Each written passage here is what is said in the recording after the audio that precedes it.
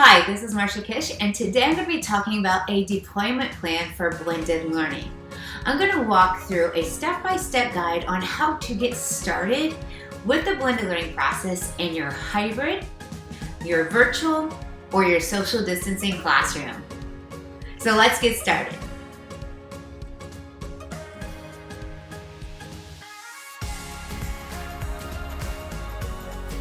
Hello everybody, thank you for being here. I'm excited to be sharing out my deployment plan with you.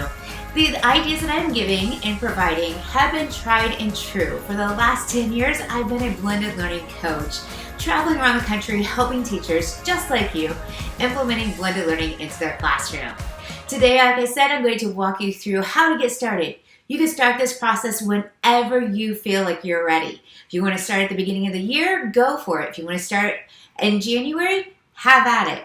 This plan is going to go through a day-by-day deployment plan, so get ready, get your pens, here we go. So here's the first 4 weeks. I have the definitions over to the side of to what we're going to be looking for. So we're going to be talking about different studios. A studio is an activity the students are going to complete while the teacher's been doing another small group instruction. There are really 3 phases of blended learning. Today we're going to focus a lot on the training wheels, which is phase 1. Then we're going to talk a little bit about phase 2, and then we're going to save to phase 3 for later. Because I don't want to overwhelm you, I'd rather you get excited about this and want to go try it. Then, when you're ready, you send me an email, and I will give you some more tips and tricks on phase 2 and phase 3. Okay? Here we go. Phase 1 starts with whole group instruction. Crazy, right? But when I'm talking about whole group instruction, I'm not saying the teacher standing in front of the classroom for 45 minutes. No, I'm saying let's break it down. Let's do everything together, but let's start with an introduction. Then let's do some whole group lesson, meaning that elevator pitch to get them excited about what they're learning about for the day. Then everybody will do independent practice. Then everybody will do digital content. The whole group process is still doing those different studios, but we're just doing it together. So every time you see whole group, know that I'm not talking about the teacher standing in front of the classroom for 45 minutes lecturing. All right, in a virtual whole group, this is what the schedule would look like. 5-minute introduction, whole group, independent digital content, and a closing activity. Today I'm going to be using about the 45-minute block of time. If you have more time or less time, just adjust the times to make it fit for yours. Look at the different ratios and then you can adjust it to make it more for those given amounts of times that you have. So now the hybrid looks very similar, but we know during COVID season that we need to take time to clean, sanitize, and get ready for the next group to come in. And same with whole group social distance. The exact same schedule, but we're adding in that cleaning. Whole group, we're always going to be doing the exact same thing together. Everybody turn to page 45. Everybody do the exit ticket. It's those training wheels. We have to start somewhere.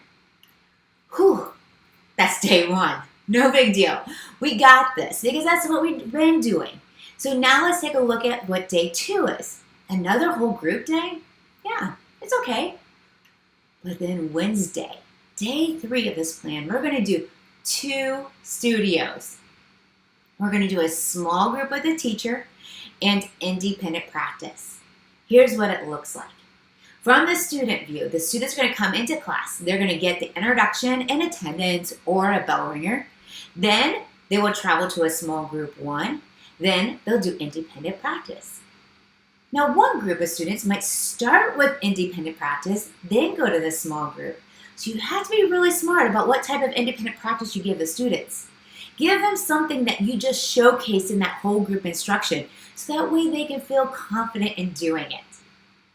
All right, let's take a look at what it looks like in our different learning environments. In our virtual environment, introduction, whole group. Everybody's going to join you in your Zoom or your Google Meets, and they are going to hear your whole group elevator pitch. Then you're going to do small group 1 with half a class, small group 2. I know what you're thinking. How do I do that? Here are some tricks. Zoom. I love individual breakout rooms. When I have my students in Zoom, I will put them in individual breakout rooms where they can be working on independent practice while I'm working with small group 1. When small group 1 is done, I'm going to push them out to individual breakout rooms, and then I'm going to bring small group 2 into a small group with me.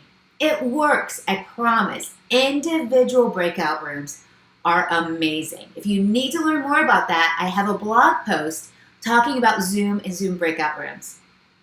What if you use Google Meets? No big deal. I have a lot of ors in here. You can put the students in a Google Meet breakout room if they're not working with you. What I do is I have my small group window open on Google Meet. Then I have the other students in another small group, but they're doing independent practice. While I'm teaching group 1, I can still keep my eyes on what group 2 is doing. Or you can ask them to leave and they come back. Or you can put them in that wait room. You can have the students in that waiting room where you have them push them out to the waiting room, and then when you're ready for them, you can push them back over. So where they're not technically leaving your Google Meets, but they're still kind of there. All these options, I know, but pick one that works best for you. Now let's talk about hybrid. How do I do it in a hybrid? Schedule looks the same. Introduction, whole group overview, small group with virtual, small group with on-site. That's right. On-site students will start with the independent practice first, while you meet with your virtual. That way you're giving equal opportunity learning time for both groups of students. When the timer goes off, that's right, you're going to move those students to the next group. Now, the virtual students are going to get placed into those individual breakout rooms like we just talked about. They're still in your classroom, but you're giving them 10 minutes to work on their independent work. What's independent work? An activity sheet. It could be independent reading, vocabulary. It could be anything that you need them to complete to be successful with the content that you just taught in that whole group. Timer goes off. You guessed it. It's time to rotate to the next activity, which is your exit ticket.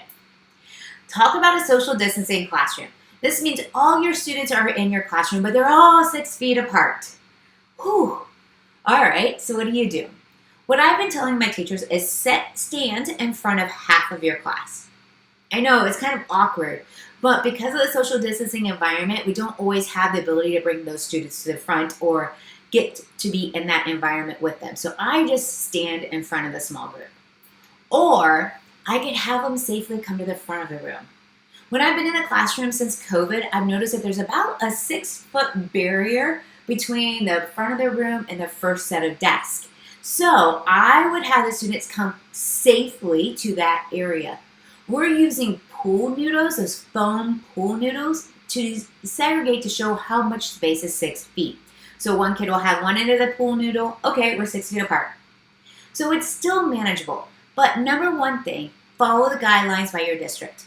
If they say they can't move, they can't move. If they can move safely, then move safely. All right, those are just some ideas for when we're doing 2 small groups. 1 with a teacher, small group with a teacher, and 2, the students are doing independent practice.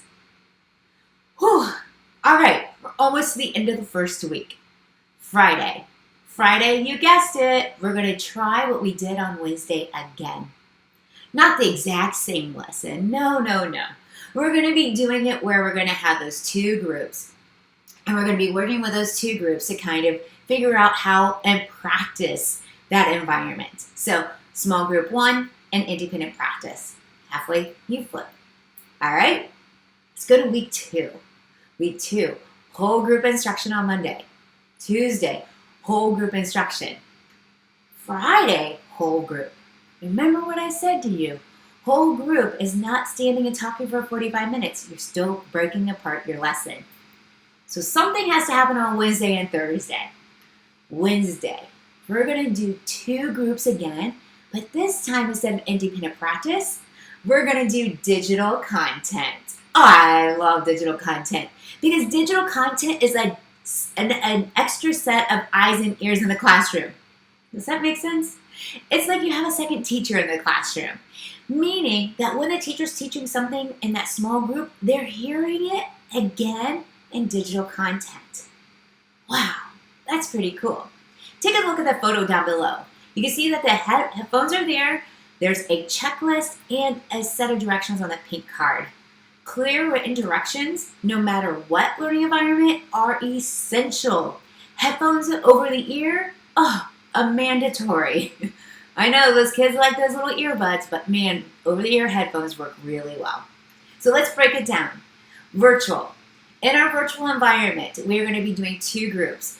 You could do something where they're putting them in the individual breakout rooms again, but some things that you could have them doing could be an ed puzzle, iReady, Lexia, Zern, Learn Zillion, Prodigy, Mathagon. I hope you just wrote all those down. Those are all websites that are considered digital content. Why? Because they're learning, relearning, or it's adaptive. Digital content. All right, now let's go to hybrid. In the hybrid environment, what could we be doing? Well, we're going to start again with our virtual students. They're going to come to your small group with you, just like they did for Independent Day. But here are some things that you could do with some of those other ones. Like some of the schools I work with in a hybrid environment don't have a lot of technology on site. So we're using phones, we're using interactive boards, we're using any extra laptop we might find or shared devices. I want to take you to a quick little journey with me. One of the teachers that I work very closely with has posted a quick video of this environment in her classroom. So let's just take a quick look.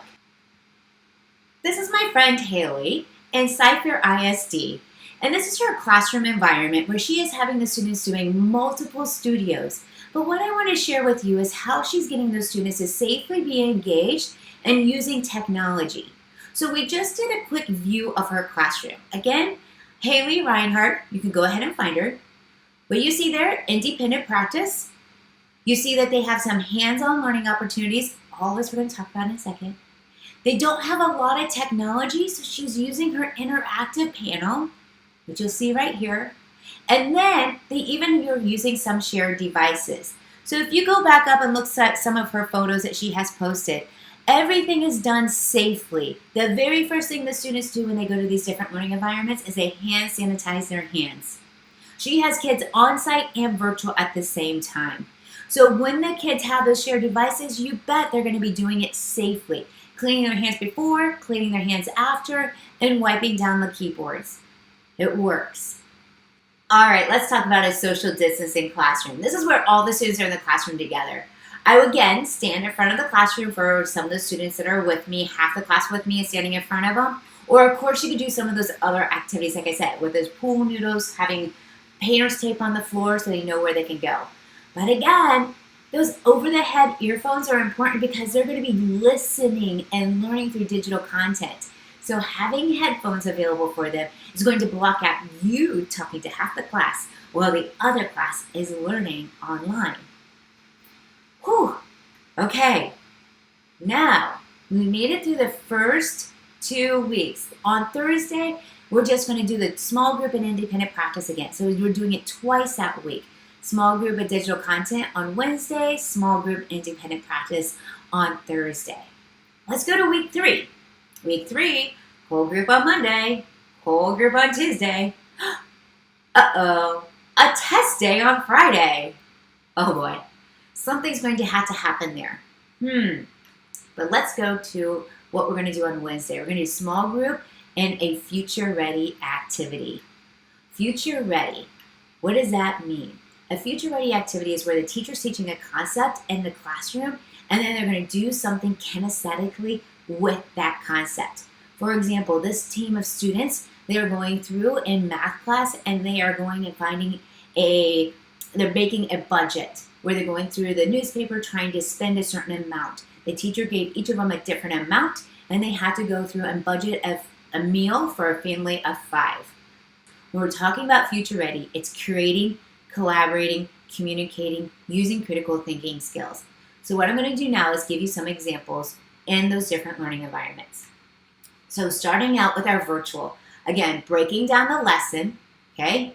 We're going to be doing whole group where you're giving a big elevator pitch, half the class with you, half the class doing something with the kinesthetic learning opportunity.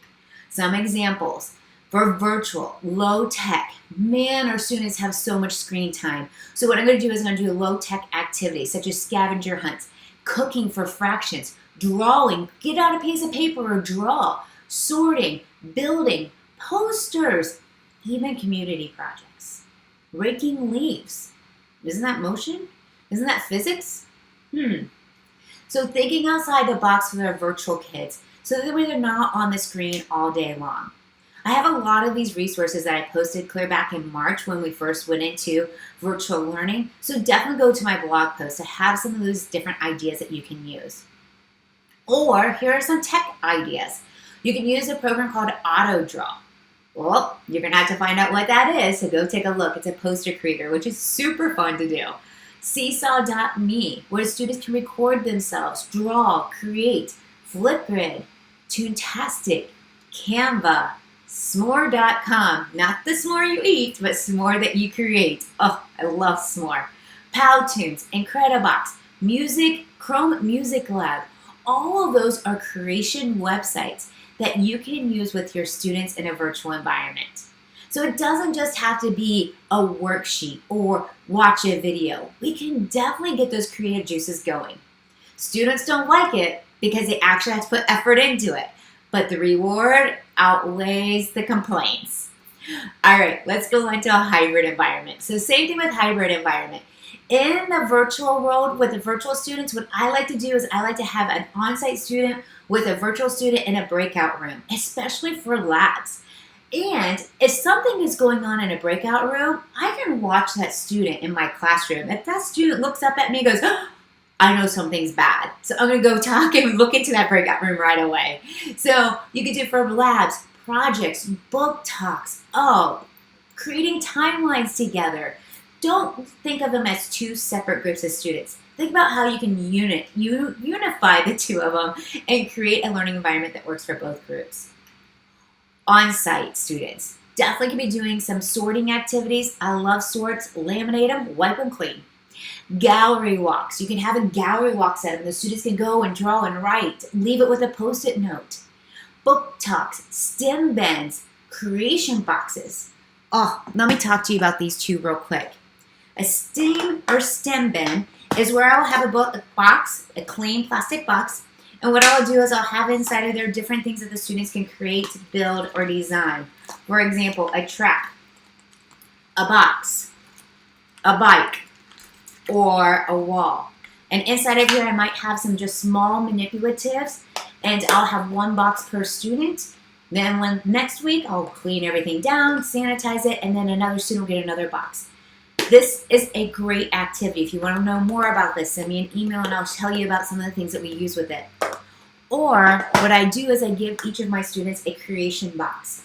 Inside of the creation box, I have a set of wiki sticks. I have cootie catchers, or some people like to call it fortune tellers. I have some noodles that I found for them to build or create. I have a dry erase marker. Most of the classrooms have dry erase tops for their tables, so why not let them draw and write on the table? I have dice for them for building games, a color dice, 6-sided dice, or 20-sided dice. I have Post-it notes in here. I love Post-it notes because the kids can leave their answers at the door, and I can use the app called Post-it and snap a photo and get all their answers. Love Post-it note app. Or I even have just different cubes, shape blocks. Guys, this is what I love to give my students, a creation box. After a couple of weeks, I'll switch it out and put some new things inside of it. One box per kid. If you don't want to get a box, get a baggie.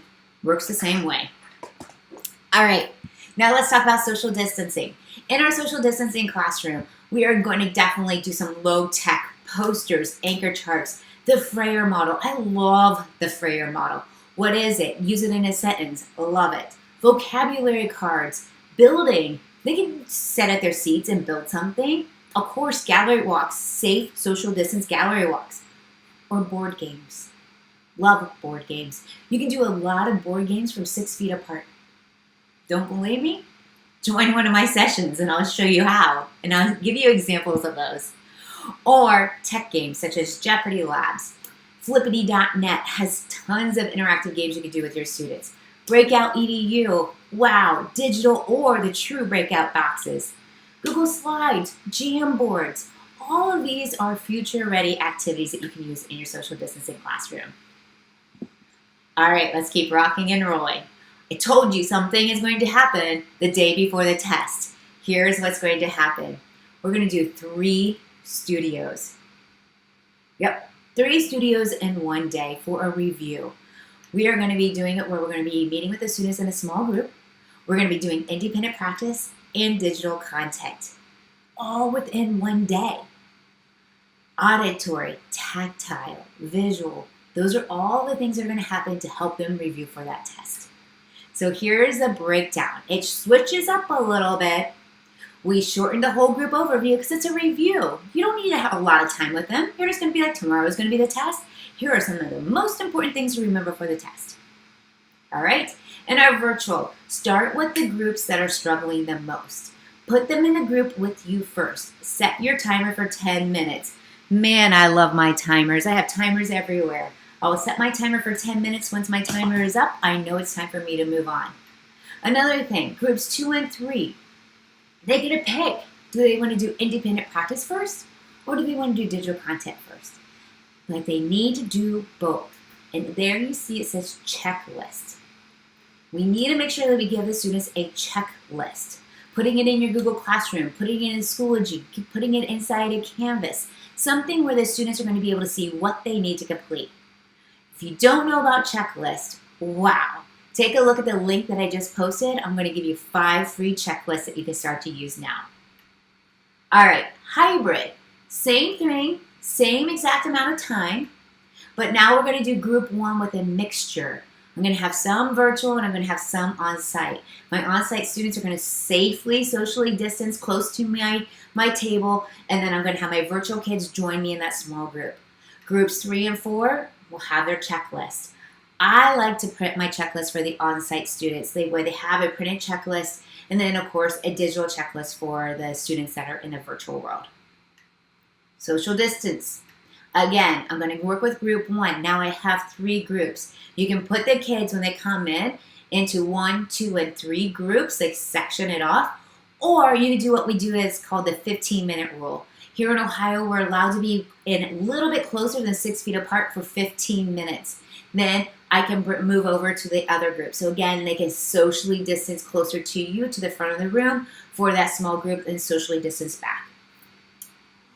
Remember, checklist. We got to make sure we're providing the students a checklist. We don't want them to have a group checklist on the board. Nope, that doesn't do me any good. I need to have a paper checklist. That way I know exactly what I need to do and complete during that class. Okay, then it's test day. Whew, 3 weeks in. Let's go to the next week. Monday, whole group. There's kind of a trend there. Don't you see that? Monday is almost always whole group. Why? Because that way I can get my week started. That way everybody's on the same page. We can regroup from over the weekend. I have whole group on Wednesday, whole group on Friday. Oh, this is unique. Every other day this time. So now I'm going to do 3 studios again on Tuesday and 3 studios again on Thursday. Tuesday, I'm doing digital content as one of the studios, and then Thursday, I'm doing those hands-on learning opportunities. All right, here we go, weeks 5 through 8. Let's do this. Whole group Monday, surprise! Whole group Tuesday, whole group Friday. Wednesday, oh, I'm sorry, Thursday's a test day. What am I going to do on the day before a test? The last time there was a test, I did 3 groups. Well, this time, I'm going to do 4 groups. That's right. I'm going to do 4 learning studios. This is what it looks like. I'm going to be doing an introduction, a small group, independent practice, digital content, and future ready. All of those studios in one day. Impossible. You can't do that. You only have 45 minutes. But it is possible. Here's how. I'm going to shorten my time for introduction. I'm going to get 2 minutes, okay? Now that includes attendance. Whew, that means I have to be really quick with that. So I got to be ready to go, getting the kids ready as soon as they get in. Introduction. Then I'm going to remember this is a day before a test. So I'm going to do a fourth of a class, a fourth of a class, and a fourth of a class, and an exit ticket. My day is going to fly. But the reason why I do this is because I can meet the needs of those individual groups. Virtually, I'm going to start with a group that is struggling the most, and I want to make sure that they get time with me to review that concept. Then I'm going to give them a checklist, and I'm going to say, you guys, we're aiming to get all 4 of these studios done in one day. Yes, I know what you're thinking. 10 minutes is so short, but it's not. And believe it or not, it's not as short as you think, because it's really 40 minutes of review. 40 minutes hearing it, 40 minutes seeing it, 40 minutes writing it out, 40 minutes doing something with their hands. Hybrid, same thing. I'm going to mix my groups, and I'm going to pick any of my struggling students that are going to come back with me first. Then I'm going to give them those different learning opportunities. Checklist, checklist, checklist. Make sure they know exactly what they can do when they get done, and you can have them just go to the next activity. All right? I also like checklist folders, but we'll say that for another day. Social distance. Yep, starting with group 1, and then we're going to make sure that we do some test review games if we want to in our social distancing classroom, such as Kahoot, quizzes, Gimkit, deck toys, Jenga, Connect 4, which one does not belong? All of those are great learning opportunities. The last slide talked about some timers, making sure the students set their timers. Timers are important. Kitchen timers. I know they seem really annoying, but guess what? We found out a way to make the sound go away. Just cut the cord. It works. Or, this is my newest one. You guys are the first ones to see this. I love this one. This is a timer that has all 4 different events, and I can just hit start and play, and I can play them, and they'll be able to go through each one of these. Oh, I love this, and they'll know exactly how much time to do for each one of those activities. Love this timer. Uh-oh, I better turn it off or it's going to beep on me. All right, so just to give you some heads up. All right, so as we go through this environment, we're going to be doing 4 studios each one of those days on Wednesdays. That whole week, or those 4 weeks, one day with 4 studios. Whew. All right, let's talk about weeks 9 through 12. Now that we've done phase 1, those 4 studios, one day a week, now it's time to move into phase 2. It always seems to happen. Whenever there's a test, I always move to the next phase, and that's right. Phase 2, I'm going to do it 2 days back to back. Phase 2 is where I'm going to have 2 small groups, because there's 2 days. I'm going to have a small group with each student on Tuesday and a small group with each student on Wednesday. But I'm going to give them 2 independent practices to complete, 2 digital content to complete, 2 future-ready activities to complete that will help them get ready for that test. The thing is, though, there's no timer. They just have to get all those activities, all 8 of those activities done before the test day. So I'm going to meet with some groups for maybe 10 minutes. Some groups I might meet for 8 minutes. Some groups I might meet with for 15 minutes, depending on how much time they need in order to get ready for that test. Phase 2 allows the students to work at their own pace, place, and path. And eventually we're going to be using data to drive our instruction. This is why checklist and using the checklist before in phase 1 is so important. Because now when we're ready to truly allow for what I call the magic sauce, phase 2, we're going to use those checklists to let them move at their own pace. Phase 2 will then continue throughout the rest of the time until we're ready for phase 3. Like I said at the beginning, phase 3 will come. I will let you get through the first couple of weeks, and then you're going to send me an email and say, Marsha, help me out here, and I'll give you the next steps. But I'm telling you, when we implement phase 2, everybody says to me, I'm so afraid. I was afraid to let go of control. But now that I'm in phase 2, I can't believe how much easier it is. And that's what we want. So, phase 2, allowing the students to work at their own pace. They're allowed to work at their own place, meaning online or offline. And they can pace, place, and path. They can pick what they want to do first, second, and third. All right, guys, that was my quick deployment plan for up to 12 weeks. I hope you can use these resources. Make sure you go to our website. Make sure you follow our YouTube channel. Make sure you follow me on Twitter. We're out there. We're here to help. And if you would like us to present at your school, please contact me. We're doing all kinds of presentations and keynotes. Thanks, guys, so much. It was great working with you. Good luck. You got this.